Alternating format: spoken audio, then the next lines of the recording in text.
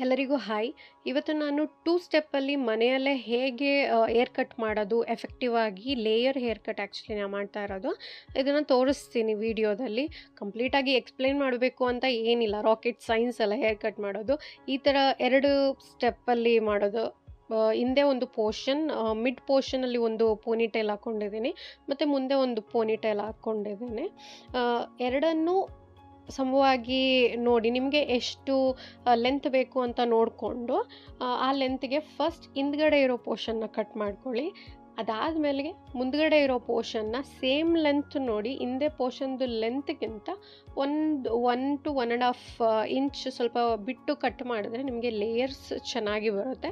ಮತ್ತು front cut ಮಾಡಿದ್ದೀನಿ ಮತ್ತು ಸೈಡ್ ಕಟ್ ಮಾಡಿದ್ದೀನಿ ಅಷ್ಟೇ. ಇದನ್ನು ವೀಡಿಯೋದಲ್ಲಿ ನೋಡ್ಬೋದು. ನಾನಿಲ್ಲಿ ಮೇನಾಗಿ ಎಕ್ಸ್ಪ್ಲೇನ್ ಏನು ಮಾಡಬೇಕು ಅಂದ್ಕೊಂಡಿದ್ದೀನಿ ಅಂದರೆ, ನನ್ನ first time hair cut story. ನಮ್ಮ ಅಮ್ಮನಿಗೆ ಇಷ್ಟನೇ ಇರಲಿಲ್ಲ ನಾನು ಹೇರ್ ಕಟ್ ಮಾಡೋದು, ಸೊ ಮಾಡಿಸಿರಲಿಲ್ಲ. ನಾನು ಡಿಗ್ರಿ ಫೈನಲ್ ಇಯರ್ ಅಥವಾ ಸೆಕೆಂಡ್ ಇಯರ್ ಎಂಡಿಂಗಲ್ಲಿ ಮಾಡಿಸ್ಬೇಕು, ಫ್ರೆಂಡ್ಸ್ ಎಲ್ಲ ಮಾಡಿಸಿರೋದು ನೋಡಿ ಆಸೆ ಆಗಿ ಮಾಡಿಸಿದ್ದು. ಮಮ್ಮಿಗೆ ಗೊತ್ತಿರಲಿಲ್ಲ.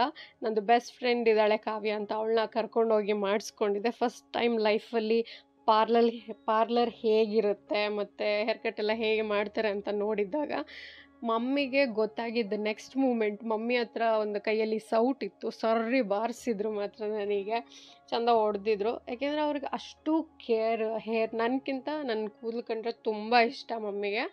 ಯಾಕೆಂದರೆ ಸಣ್ಣ ವಯಸ್ಸಿಂದ ಚೆಂದ ಎಣ್ಣೆ ಹಾಕಿ ಎಲ್ಲ ತಲೆ ಎಲ್ಲ ಬಾಚಿ ಶ್ಯಾಂಪು ಎಲ್ಲ ಹಾಕಿ ಅವರು ನಮಗಿಂತ ಅದನ್ನು ಚೆನ್ನಾಗಿ ನೋಡ್ಕೊಂಡಿರ್ತಾರೆ.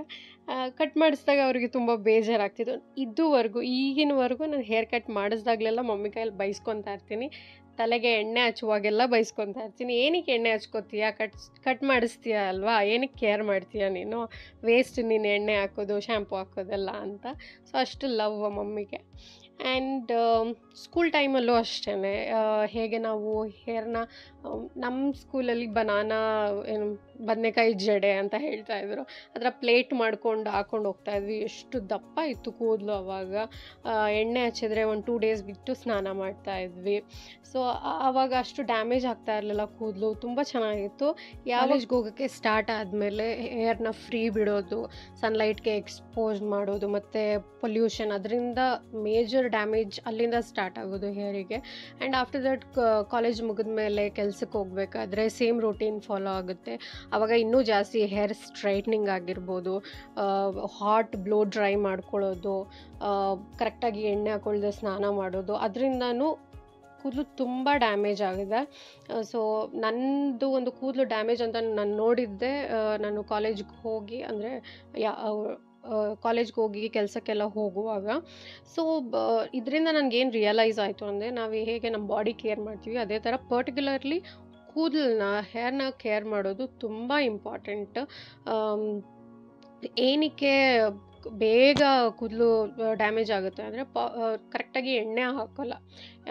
ನಾನು ಯೂಶ್ವಲಿ ಕ್ಯಾಸ್ಟ್ರ್ ಆಯಿಲ್ ಮತ್ತು ಕೊಕೊನಟ್ ಆಯಿಲ್ನ ಎರಡೂ ಚೆಂದ ಮಿಕ್ಸ್ ಮಾಡಿ ಸ್ಕ್ಯಾಲ್ಪ್ಗೆ ಮಸಾಜ್ ಮಾಡ್ತೀನಿ.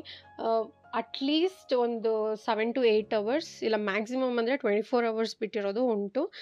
ಒಳ್ಳೆ ಚೆಂದ ಶೈನ್ ಕೊಡುತ್ತೆ. ಮತ್ತು ಸೆಕೆಂಡ್ಲಿ ಏನು ನಾವು ಆ್ಯಡ್ ಮಾಡಬೇಕು ಅಂದರೆ, ಶ್ಯಾಂಪೂಯಿಂಗ್. ಸ್ನಾನ ಮಾಡುವಾಗ ಡೈರೆಕ್ಟಾಗಿ ಶ್ಯಾಂಪೂನ ತಲೆಗೆ ಹಾಕದೆ ಸ್ವಲ್ಪ ನೀರಲ್ಲಿ ಡೈಲ್ಯೂಟ್ ಮಾಡಿ ಹಾಕೋದ್ರಿಂದ ಕೂದಲಿಗೆ ಅಷ್ಟು ಡ್ಯಾಮೇಜ್ ಆಗೋಲ್ಲ. ನಾನು 2 ಸರಿ ಕೂದಲು ತೊಳಿತೀನಿ. ಫಸ್ಟ್ ಟೈಮ್ ತೊಳೆದಾಗ ಅಷ್ಟು ಆಯಿಲ್ ಹೋಗಿರೋದಿಲ್ಲ. ಸೆಕೆಂಡ್ ಟೈಮ್ ಸೇಮ್ ಶ್ಯಾಂಪೂನ ಸ್ವಲ್ಪ ನೀರಲ್ಲಿ ಡೈಲ್ಯೂಟ್ ಮಾಡಿ ಹಾಕೋದ್ರಿಂದ ಎಣ್ಣೆನೂ ಹೋಗಿರುತ್ತೆ ಆ್ಯಂಡ್ ಕೂದಲು ಒಳ್ಳೆ ಶೈನ್ ಇರುತ್ತೆ, ಹೆಲ್ದಿಯಾಗಿರುತ್ತೆ. ಅಷ್ಟು ಶ್ಯಾಂಪೂಯಿಂದನೂ ಇದಾಗೋದಿಲ್ಲ, ಡ್ಯಾಮೇಜ್ ಆಗೋದಿಲ್ಲ. ಆ್ಯಂಡ್ ಕಂಡೀಷ್ನರ್ ಬೇಕಂದರೆ ಹಾಕ್ಬೋದು, ಇಟ್ ಈಸ್ ನಾಟ್ ನೆಸಸರಿ ನೀವು ಹಾಕಲೇಬೇಕು ಅಂತ. ಅದರಿಂದ ಕೆಮಿಕಲ್ಗೆ ಜಾಸ್ತಿ ಎಫೆಕ್ಟ್ ಆಗುತ್ತೆ, ಕೆಮಿಕಲಿಂದ ಕೂದಲು. So conditioner is not necessary. Castor oil ಹಾಕೋದ್ರಿಂದನೇ ಒಂದು ಟೆಕ್ಸ್ಚರ್ ಬಂದಿರುತ್ತೆ ಕೂದಲಿಗೆ. ಆ್ಯಂಡ್ ಇನ್ನೊಂದು ಏನಂತ ಹೇಳಿದ್ರೆ, ಕೂದಲಲ್ಲಿ 3 ಸೆಕ್ಷನ್ ಅಂತ ಡಿವೈಡ್ ಆಗುತ್ತೆ. ಫಸ್ಟ್ ಎಂಡ್ ಸೆಕ್ಷನಲ್ಲಿ ನಾವು ಗ್ರ್ಯಾಂಡ್ ಮದರ್ ಹೇರ್ ಅಂತ ಹೇಳ್ತೀವಿ, ಮಿಡ್ ಸೆಕ್ಷನ್ ಮದರ್ ಹೇರ್, ತಲೆಯಲ್ಲಿ ಮೇಲೆ ಬರುವಂಥ ಟಾಪ್ ಸೆಕ್ಷನ್ ಬೇಬಿ ಹೇರ್ ಅಂತ ಹೇಳ್ತೀವಿ. ಸೊ ಇದನ್ನು ನಮ್ಗೆ ಎಲ್ಲಿ ಜಾಸ್ತಿ ಕೇರ್ ಮಾಡಬೇಕಂದ್ರೆ ಬೇಬಿ ಹೇರ್ ಕಡೆ, ಅಂದರೆ ಸ್ಕ್ಯಾಲ್ಪ್ ಪೂರ್ತಿ ಚೆಂದ ಎಣ್ಣೆ ಹಾಕೋದು, ಚೆಂದ ಮಸಾಜ್ ಮಾಡೋದು, ಅದೆಲ್ಲ ತುಂಬ ಇಂಪಾರ್ಟೆಂಟ್ ಆಗುತ್ತೆ. ಸೊ ಬರೀ ಇದಿಷ್ಟೇ ಅಲ್ಲ, ನಾವು ತಗೊಳ್ಳೋ ಅಂಥ ಫುಡ್ ಡಯಟ್ ಇರ್ಬೋದು, ಅದೂ ಎಫೆಕ್ಟ್ ಆಗುತ್ತೆ. ನಮ್ಮ ಅಕ್ಕನಿಗೆ 8 ಇಯರ್ಸ್ ಕಂಟಿನ್ಯೂಸ್ಲಿ ಹೇರ್ ಫಾಲ್, ಒಂದು ಸ್ವಲ್ಪನೂ ಕೂದಲಿರಲಿಲ್ಲ, ತುಂಬ ಸಣ್ಣ ಆಯಿತು.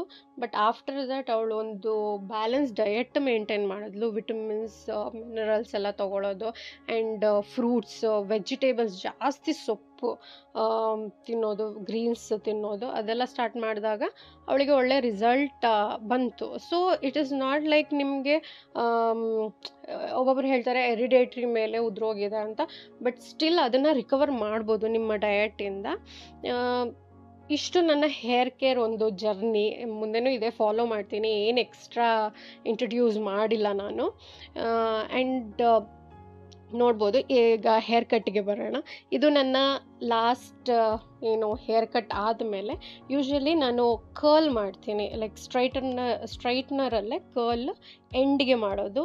ತಲೆ ಅಂದರೆ ಸ್ಕ್ಯಾಲ್ಪಿಂದ ಏನು ಸ್ಟ್ರೈಟ್ನಿಂಗ್ ಮಾಡಲ್ಲ, ಎಂಡ್ ಮಾತ್ರ ಕರ್ಲ್ ಮಾಡ್ತೀನಿ, ಸೊ ದಟ್ ಆ ಶೇಪ್ ಬರಲಿ ಅಂತ, ಚೆಂದ ಕಾಣಿಸುತ್ತೆ. ನಿಮಗೂ ಈ ವಿಡಿಯೋ ಏನಾದರೂ ಹೆಲ್ಪ್ಫುಲ್ ಅನಿಸಿದ್ರೆ, ಇಷ್ಟ ಆಗಿದ್ರೆ ಲೈಕ್ ಮಾಡಿ, ಶೇರ್ ಮಾಡಿ, ಸಬ್ಸ್ಕ್ರೈಬ್ ಮಾಡಿ. Thank you.